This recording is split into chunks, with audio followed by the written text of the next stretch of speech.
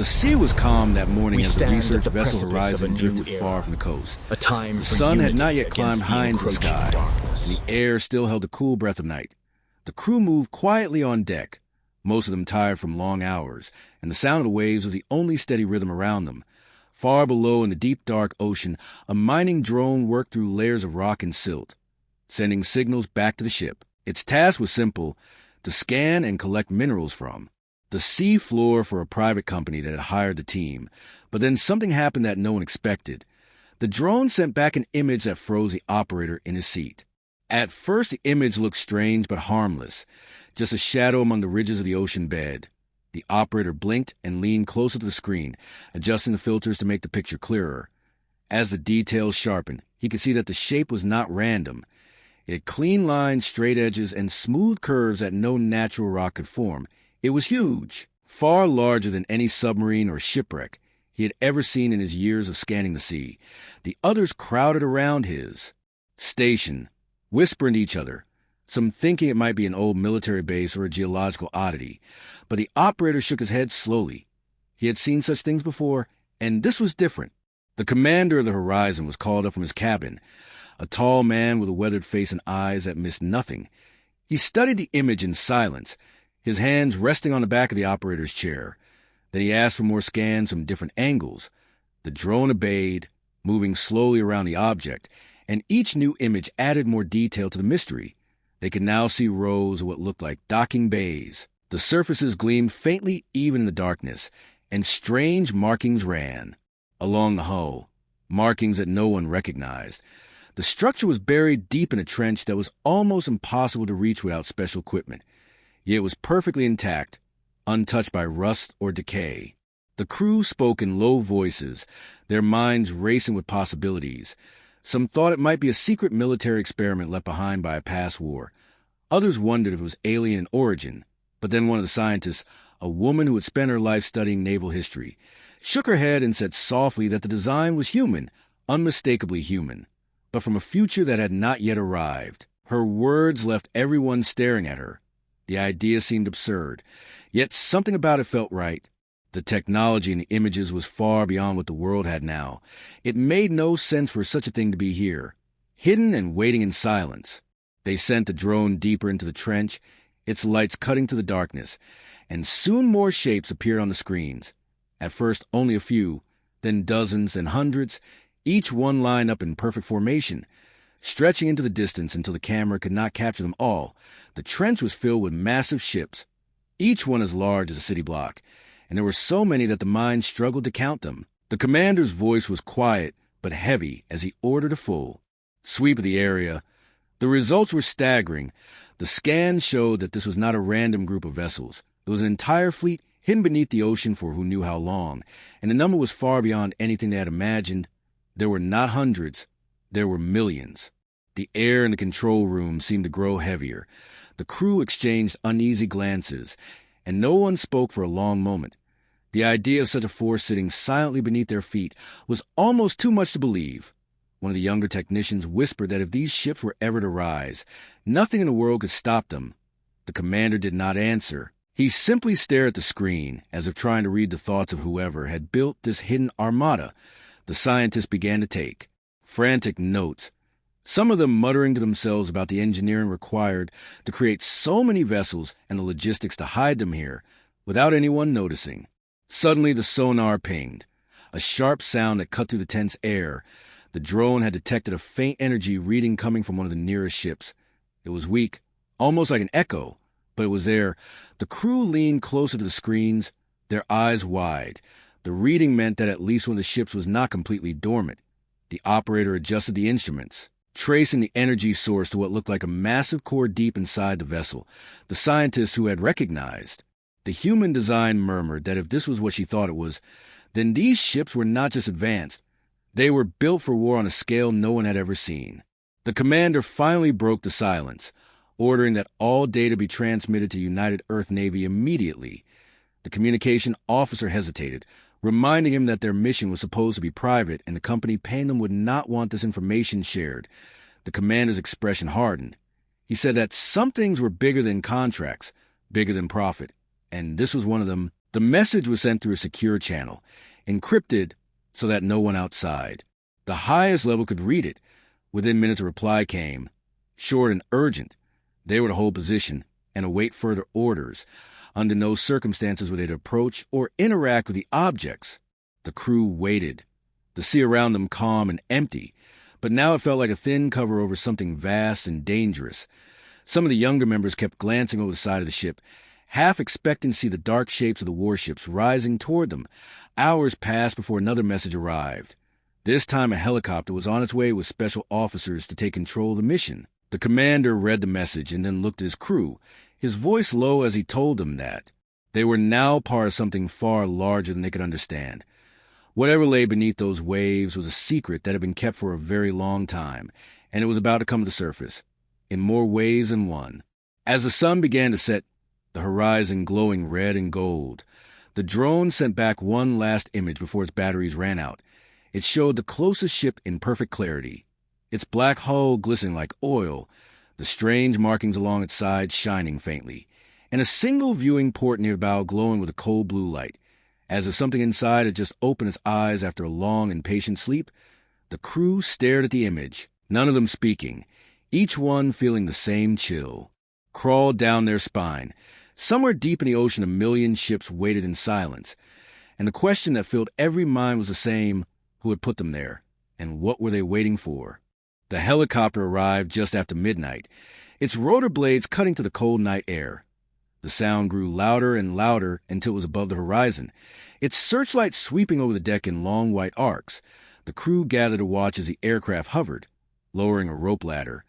3 figures descended swiftly, dressed in dark uniforms with no visible insignia, their faces hidden behind tinted visors. They moved with the kind of precision that spoke of long training, each step measured, each gesture controlled. The commander stepped forward to greet them, but they offered no greeting in return, only asking to be taken immediately to the control room. Inside, the lead officer removed a small seal case from his pack and placed it on the table. He opened it to reveal a strange device shaped like a cube of black metal with a single glowing strip along one side. Without a word, he connected it to Horizon systems. Instantly, the main screens went dark and then came back to life with a new interface.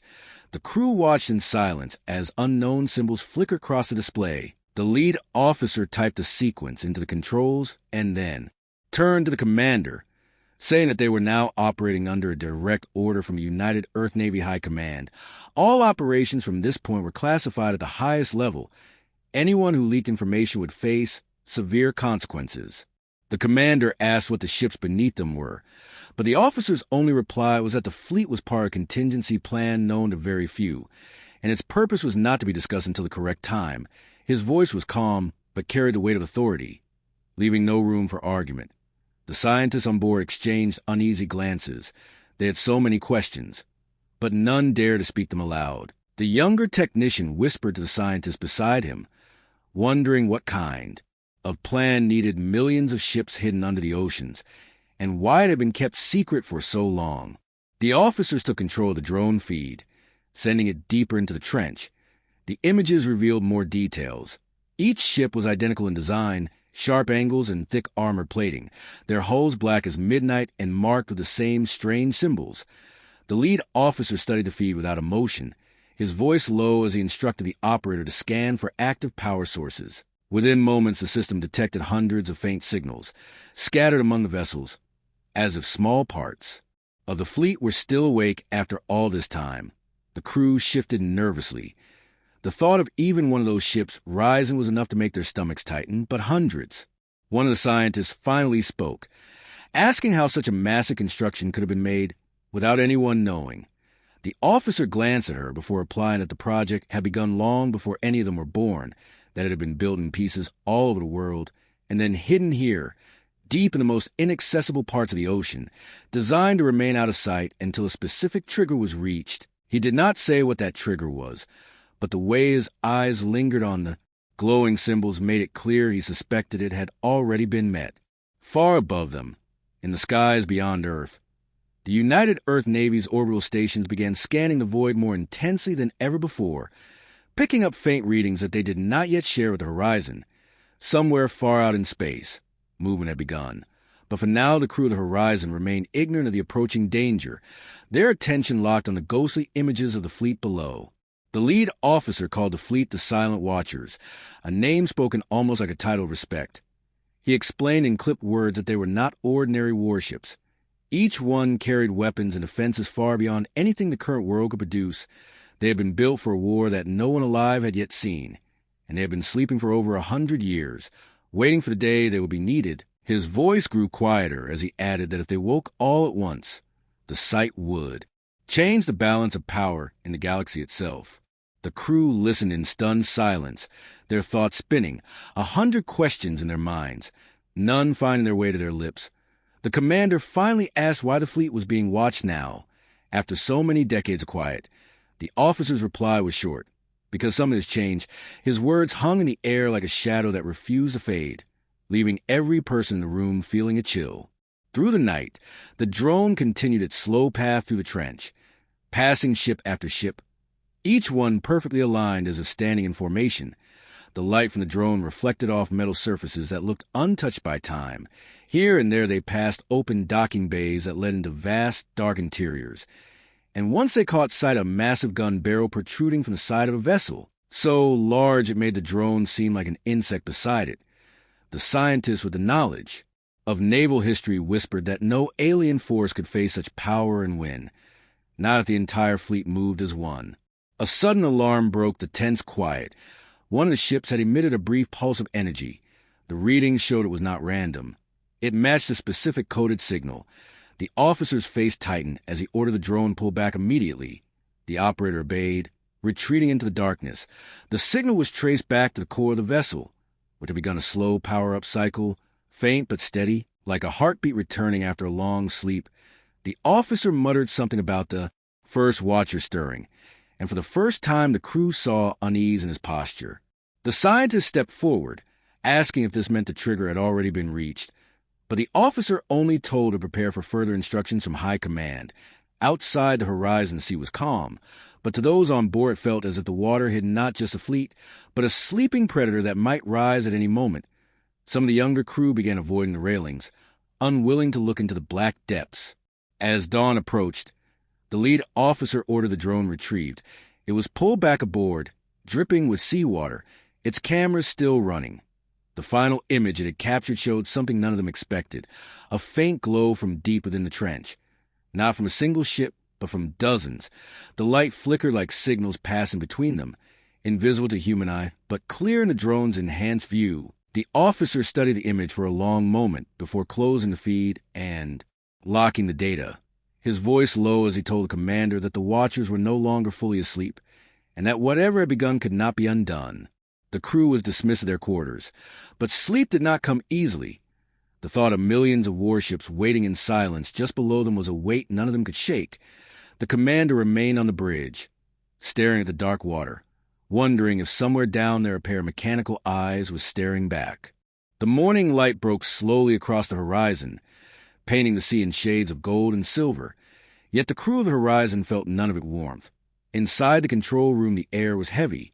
The screen showed only static where the feed from the trench had been. The lead officer from the United Earth Navy stood with arms folded, his eyes locked on the communications panel. He had been waiting for a signal since before sunrise. The commander of the Horizon moved quietly beside him, both men speaking little, for they knew that silence now carried more weight than words. The calm was broken by a sudden burst of static on the audio channel. The signal was faint at first, like the whisper of a distant storm. Then it grew clearer, the patterns too regular to be random. The younger technician leaned over the panel, his hands moving quickly, translating the data into a visual waveform. The pattern repeated 3 times before fading.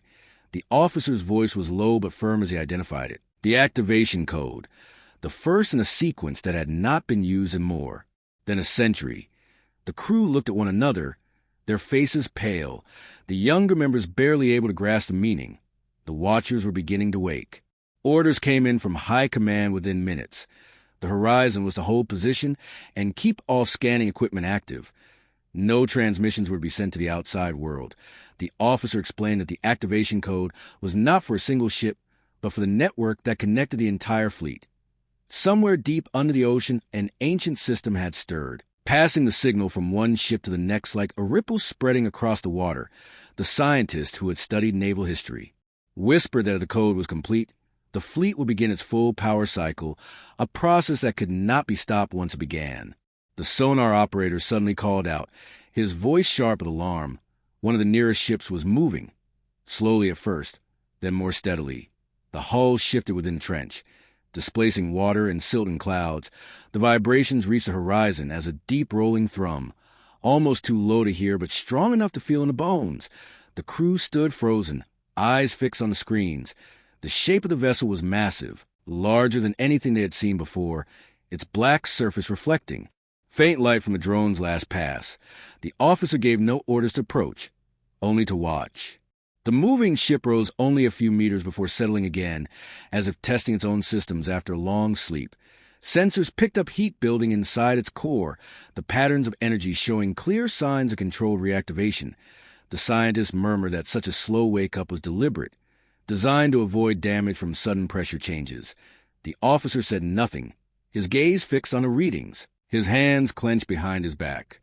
The activation signal came again, louder this time, the waveform now joined by a second pattern, more complex and faster. The officer's face tightened. He explained that this was a readiness code, a call for status reports from all ships in the network. The response would tell the system which vessels were capable of immediate deployment. The thought of hundreds or thousands answering that call sent a chill through the crew. The commander asked quietly how long until they could be fully active. The officer replied without hesitation, hours, maybe less. The horizon's external cameras caught a strange sight in the water, bubbles rising in long streams far from the ship, not from natural vents, but from deep within the trench, where dormant giants now shifted in their cradles. The sea itself seemed restless, small waves breaking in patterns that had nothing to do with the wind. The crew gathered at the rail, staring into the distance, some hoping to see nothing, others too curious to look away. The officer ordered them back inside, warning that, if the watchers surfaced too soon, the shock wave alone could break the horizon apart. Inside the control room, the scientists argued in low voices. One insisted the activation must have been triggered by an external signal, something from space. Another thought it could be a system test scheduled by the original builders, but the officer cut them off, saying that the timing was not a coincidence. His words hinted at knowledge he would not share, and the crew understood that pressing would yield nothing. The commander noticed the way the officer's gaze drifted to the sky now, and then, as if he expected to see something there. The sonar pinged again, this time from a different section of the trench. Another ship was powering up, then another, then two more. The system logs filled with activity faster than the operator could read them, each vessel sending out a brief pulse as it joined the network. The energy readings began to climb. The scientists whispered that this was no longer a slow awakening. It was a chain reaction. The officer ordered the communications team to prepare for a secure uplink to high command. But not yet, not until the next phase began. The next phase came sooner than anyone expected. Without warning, the horizon's lights flickered. The ship's instruments picked up a low-frequency hum that grew steadily stronger. The readings showed it was not from the horizon itself, but from below. The officer explained that the fleet was beginning its synchronization process, aligning navigation, weapons, and communication systems across every active ship. The thought of millions of warships linking together in perfect coordination made the younger technician's hands shake on the console. The commander told him to steady himself, but his own voice was tight. Then came the sound, not through the air but through the water, a deep resonant tone that vibrated through the hull, rising and falling in a slow rhythm. It was unlike anything the crew had ever heard, almost like a chant in a language too old to understand. The scientists closed their eyes as if listening for meaning, then whispered that it was a form of identification, each ship announcing itself to the others after a century of silence. The officer said nothing but the faint tightening around. His eyes showed he understood more than he let on. The hum faded, replaced by silence so deep it pressed on the ears. Then the sonar lit up again, a new contact far beyond the trench, moving toward it at high speed. The readings did not match any ship on Earth. The officer's voice was quiet as he ordered the data stored and locked, his expression unreadable. The commander looked at him, understanding that something unseen had already entered their skies or seas, and that the watchers were not waking without reason. The crew remained on edge, their thoughts racing. Outside the calm surface of the ocean hid the slow stirring of titans, each one built for a war no one alive had yet fought. The officer stood at the window, hands clasped behind his back, his reflection in the glass merging with the endless black water beyond.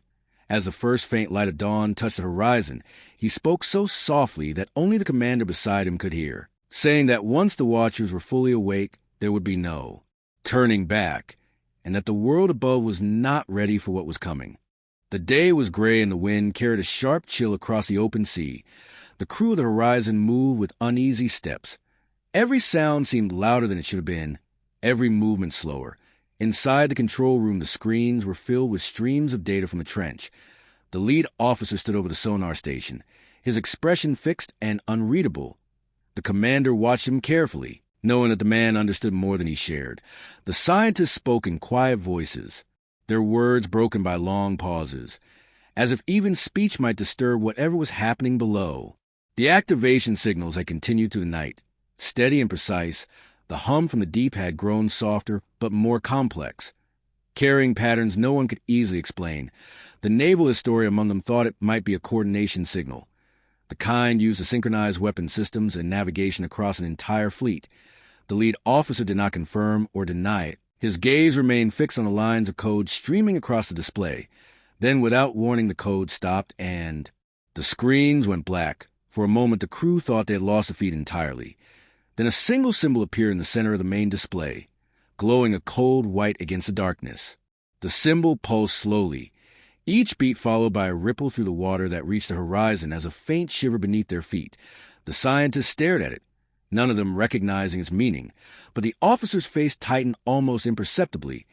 The commander asked what it was, but the officer gave no direct answer, only saying that it was an identifier, the kind that would be used by an artificial intelligence to announce itself. The younger technician frowned, asking if that meant the fleet had a central control system. The officer replied that it did, and that it was now awake. The pulsing symbol shifted and became a string of characters, strange but rhythmic. The officer reached into his case and removed a small device shaped like a thin slate. He held up the screen, and the slate began translating the symbols into words.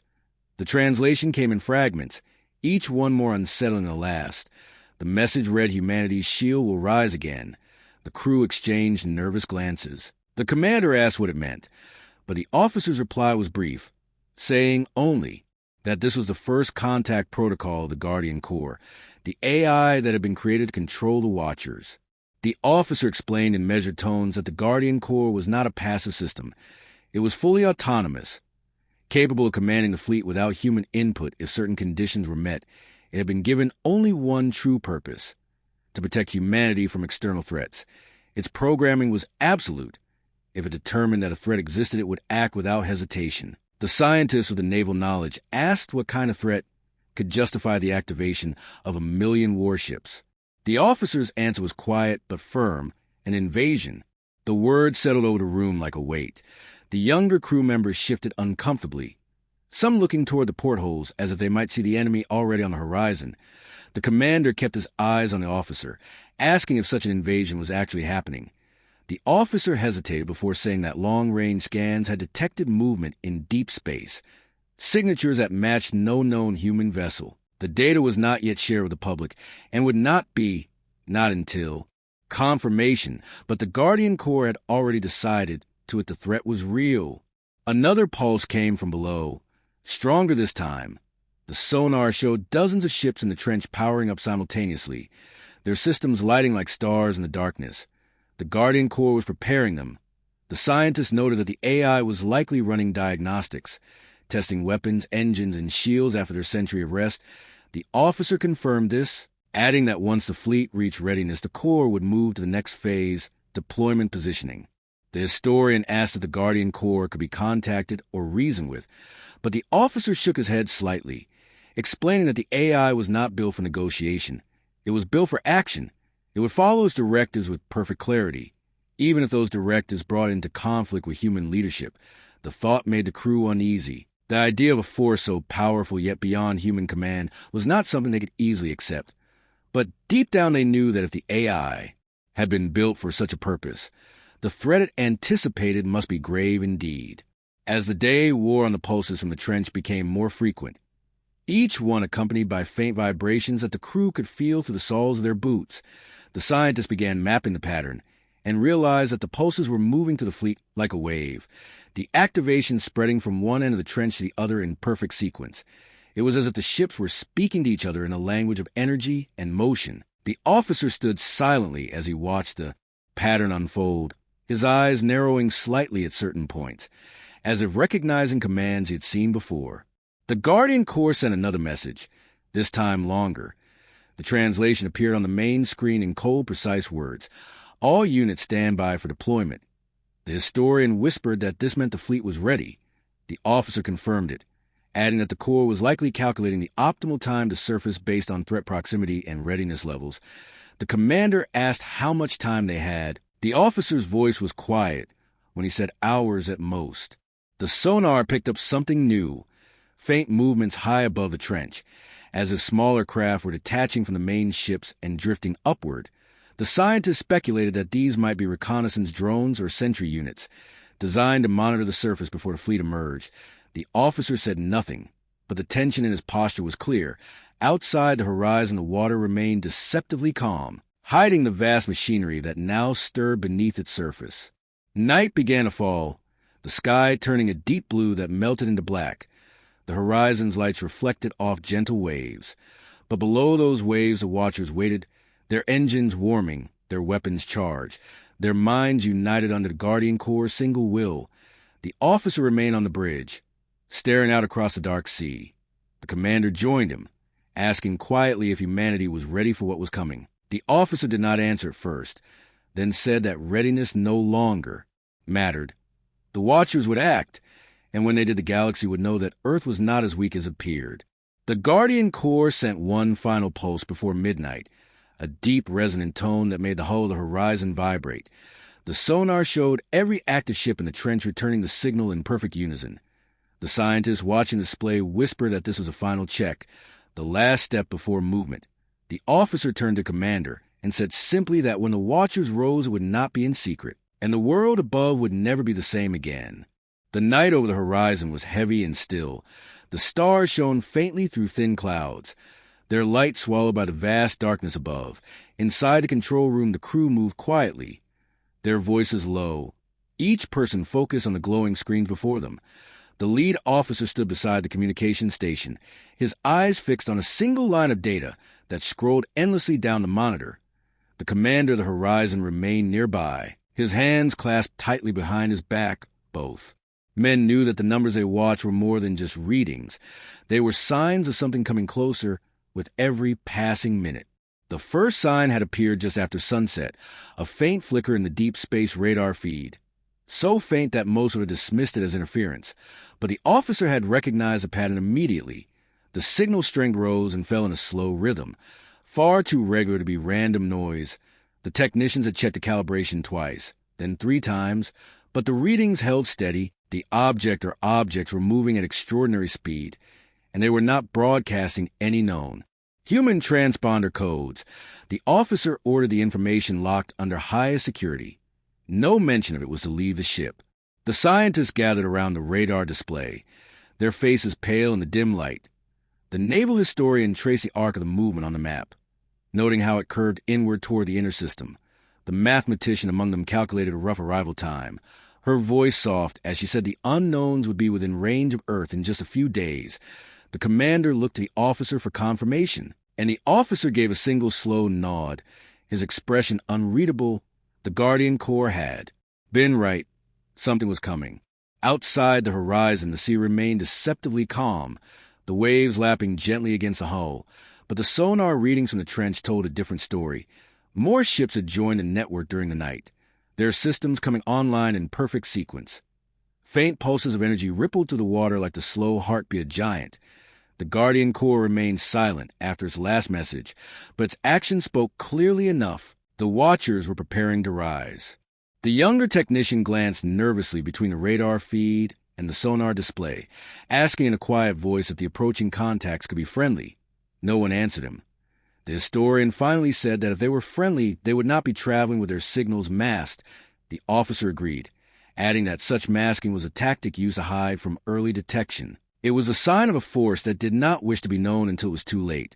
The technician swallowed hard and turned back to his console, the tension in the room pressing on him like a weight. Through the long hours of the night, the readings grew stronger, more defined. Faint outlines began to appear on the radar screen, shapes that shifted slightly as the system updated their positions. The largest contact was massive, far larger than any Earth ship, flanked by smaller but still enormous vessels. The historian whispered that such a formation suggested a command ship leading an escort. The mathematician confirmed the speeds were consistent with long-range war fleets. The commander felt the hairs rise on the back of his neck. There was no longer any question. They were looking at an invasion force. The officer issued new orders. The horizon was to remain in position until Guardian Corps initiated movement. No action was to be taken that might reveal the fleet's presence. The scientists protested quietly, saying that the public had a right to know, but the officer's tone hardened, warning that panic would only weaken Earth's chances. The crew fell silent, though the unease in their eyes showed they understood all too well what was at stake. By early morning, the radar contacts had multiplied, more ships joining the formation from different vectors. The network of approaching signals now surrounded a central point. Tightening their course toward Earth, the officer explained that this was a final convergence, the point where all incoming forces would gather before their approach. It was a tactic designed to overwhelm defenders with sheer numbers. The mathematician estimated that the fleet could number in the thousands, perhaps more. The younger technician muttered that even a fraction of such a force could destroy entire cities. The officer's answer was simple and cold, unless they were stopped. Below, the waves of watchers stirred restlessly, their engines now fully active. The sonar painted a picture of shifting shadows in the trench, some vessels moving slightly within their positions as if testing their controls. Faint light glimmered from deep windows and ports. The scientists watching the feed whispered that the fleet was now awake. The Guardian Corps had only to give the order and they would ascend. The commander felt the deck shiver beneath his boots, as if in agreement. Not long after sunrise, the Guardian Corps broke its silence. The main screen in the control room flickered, and the same cold white symbols appeared once more. The translation came quickly. Enemy approach confirmed.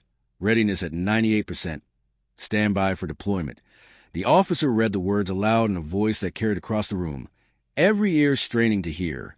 The tension in the air grew heavier. The commander could almost feel the weight of the ocean pressing down on the fleet. Below, holding them back for just a little longer. The wind outside began to pick up, the sea shifting in slow swells. As if sensing the movement deep beneath, the crew moved the rail despite the officer's warning, staring into the distance, some imagining they could already see shapes under the surface. The younger technician pointed to the far horizon, where the faint curve of the sky met the water, saying he thought he saw a dark shadow moving there, but when others looked it was gone. The officer told them to focus on their duties, warning that distractions could cost them valuable seconds when the order came. As the day wore on, the incoming fleet drew ever closer, the radar now showing them with crisp outlines, massive hulls bristling with unknown structures. The historian whispered that none of the designs matched anything in the known galaxy's archives. The officer replied that this was exactly why the Guardian Corps had been created, to counter threats no one had seen before. The commander kept his gaze on the displays, silently counting down the hours until the collision of forces became inevitable. By evening, the light had begun to fade, casting the sea in dark shades of blue and black. The trench below was alive with energy, the watchers exchanging silent signals, their positions shifting ever so slightly into what the scientists recognized as attack formation. The officer confirmed this without looking up from the console. The Corps was preparing them for immediate ascent. The sound of the waves against the hull seemed louder now, though perhaps it was only the crew's awareness of what lay beneath. Night came quickly, the stars bright above but cold. The commander stood on the bridge with the officer, both men silent, watching the endless black water.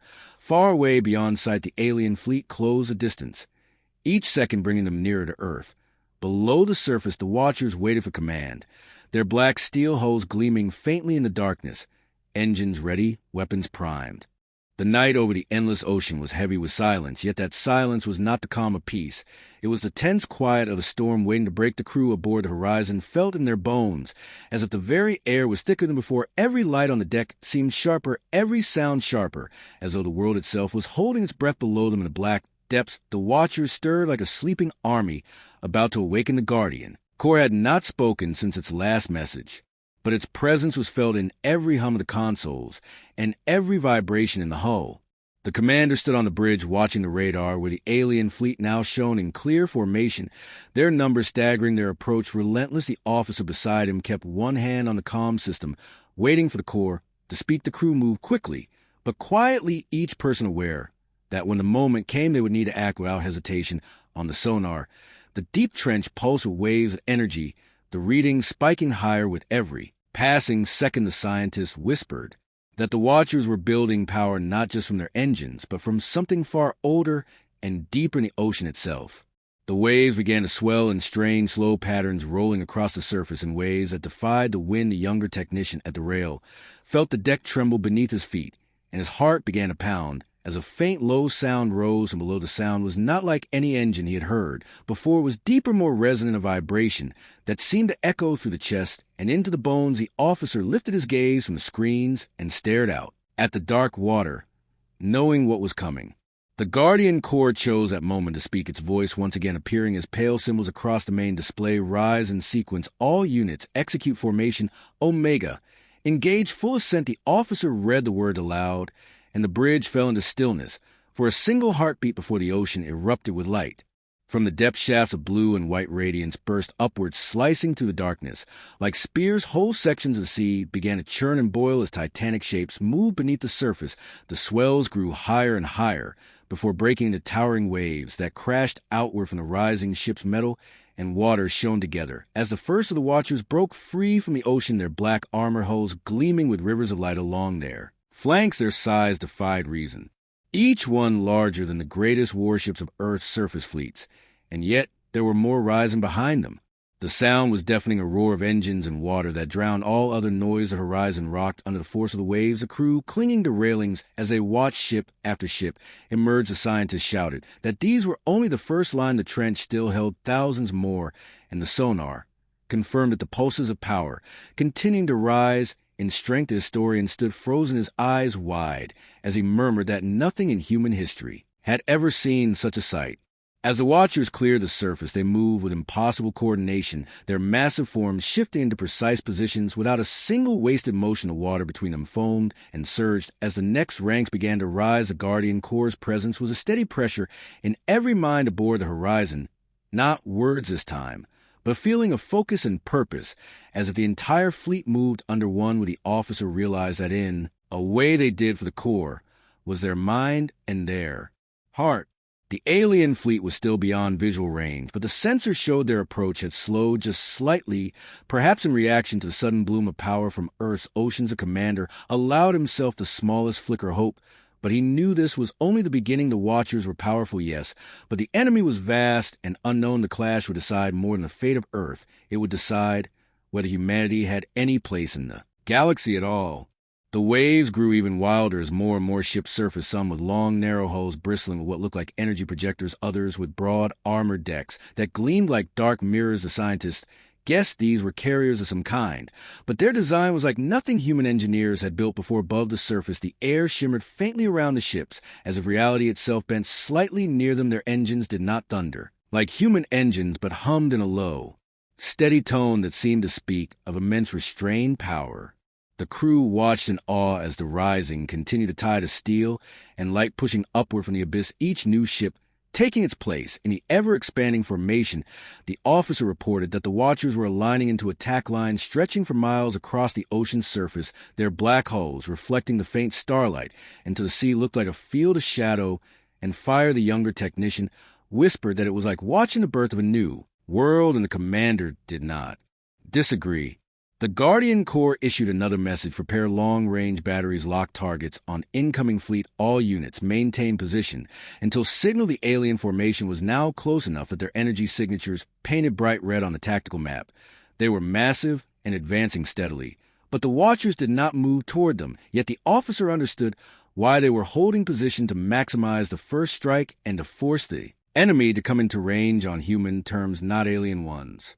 The wind howled across the deck now, carrying the salt and spray from the raging waves. The crew held fast as the roar of the engines deepened the formation, tightening into a deadly wall. The commander's voice carried over the noise as he ordered all human vessels to fall back behind the watchers. Every civilian craft was to clear the area at once. The last thing they needed was to give the enemy easy targets before the real battle began. As the final ships rose from the trench, the sea seemed to sigh, as if relieved of a great weight. The watchers numbered in the millions, just as the legends had claimed a silent steel army born from the deep. Their weapons charged their hulls, unyielding their formation, unbroken. The officer felt a surge of pride and fear, both at once pride for what humanity had hidden and built fear for the storm that was now inevitable. The alien fleet was now only hours away. The radar showed them fanning out into their own attack formation, lines upon lines of ships stretching across the blackness of space, their energy output spiking. As they prepared weapons, the watchers remained silent, unmoving. Their dark shapes, lit only by the faint glow of their systems. The Guardian Corps sent one final message before the moment arrived: hold until contact, then strike without mercy.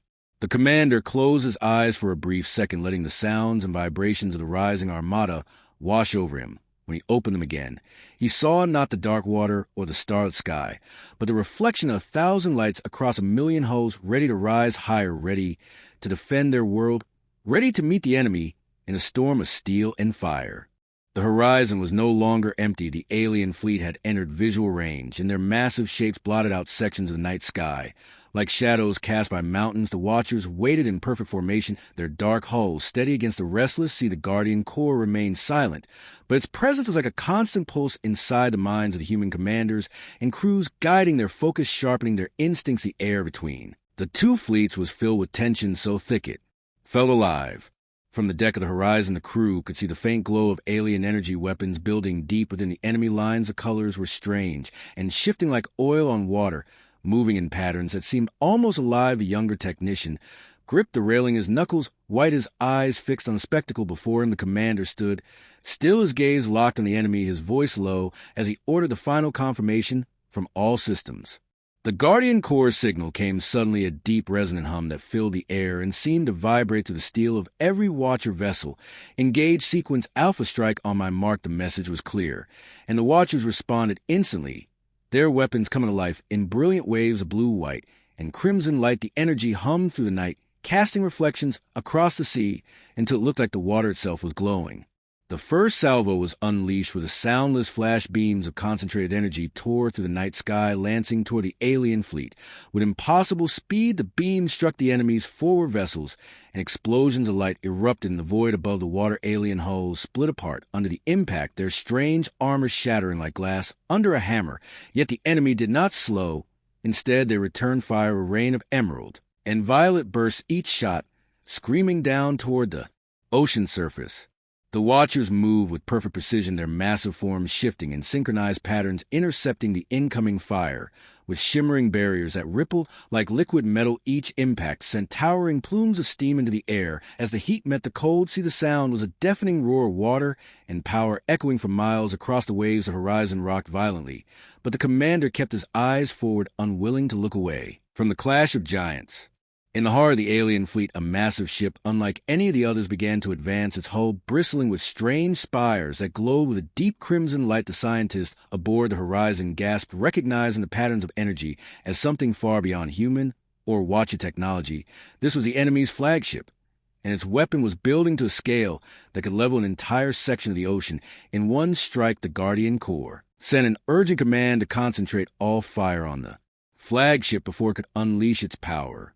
The watchers obeyed without hesitation, their combined fire converging on the alien vessel beams and projectiles raining down like the fury of the sea itself. The flagship's shields flared with dazzling brilliance, but began to waver under the relentless assault. Pieces of alien armor spiraled away into the black void above, yet still the crimson glow at its core grew brighter. The alien fleet tightened its formation around the flagship, trying to shield it from further damage, but the watchers broke their lines with sudden bursts of speed, tearing through the enemy with surgical precision. The battle spread across the horizon. Watchers clashed with alien destroyers in duels of speed and maneuverability, while massive carrier Like vessels launched swarms of smaller craft that darted between the larger ships like schools of predators. Each skirmish was a dance of light and shadow explosions painting the sky in fleeting bursts of fire. The human crew could feel the heat from a blast. Even from their distance, the very air seemed to shake under the force of the weapons. Then the flagship fired a beam of crimson energy that ripped across the ocean's surface, vaporizing water in a path miles long. The shockwave that followed was like a physical blow, striking every ship in the area. Of the horizon was thrown violently to the side, alarms blaring. As the crew scrambled to regain control, several watchers took the brunt of the blast, their hulls glowing red-hot before they sank back beneath the waves. But more ships surged forward to take their place. The Guardian Corps sent a single word: hold, and the line did not break. The watchers nearest the flagship unleashed a new kind of weapon, spheres of condensed light that spun and whirled before erupting into chains of pure energy. The chains wrapped around sections of the alien vessel's hull, anchoring it in place. The flagship struggled against the bindings, but more watchers joined in their combined strength, dragging the massive ship toward the surface of the ocean. The water boiled and churned around it as if the sea itself sought to claim the intruder. The alien fleet tried desperately to break the watchers' grip, but every time they struck one watcher down, two more rose from the depths to replace it. The trench below still teemed with ships to supply defenders. Seemingly endless, the commander realized that this was the purpose of the watchers, to fight without pause, without fear, until the last enemy was gone. Their numbers a wall against which the galaxy would break.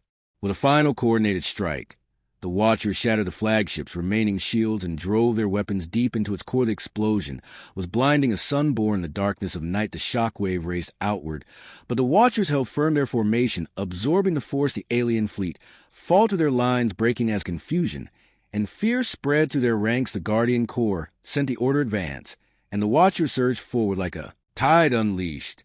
They swept through the alien vessels, cutting them down with relentless precision. The sea and sky filled with the glow of destruction. Alien ships burned and sank into waves or drifted powerless in the void above. Within minutes, the once imposing fleet was reduced to scattered remnants, fleeing in all directions. The watchers pursued only as far as the edge of Earth's orbital space before halting in unison, their mission complete. Silence fell across the ocean, broken only by the sound of waves and the distant crackle of burning wreckage. The crew of the Horizon stood in awe, staring at the countless black silhouettes of the watchers stretched across the sea, each one a silent guardian, returned to its post. Commander knew the war was not over, that the galaxy would one day send another threat. But for now, Earth was safe, because its oceans had gone to war and had not been found wanting.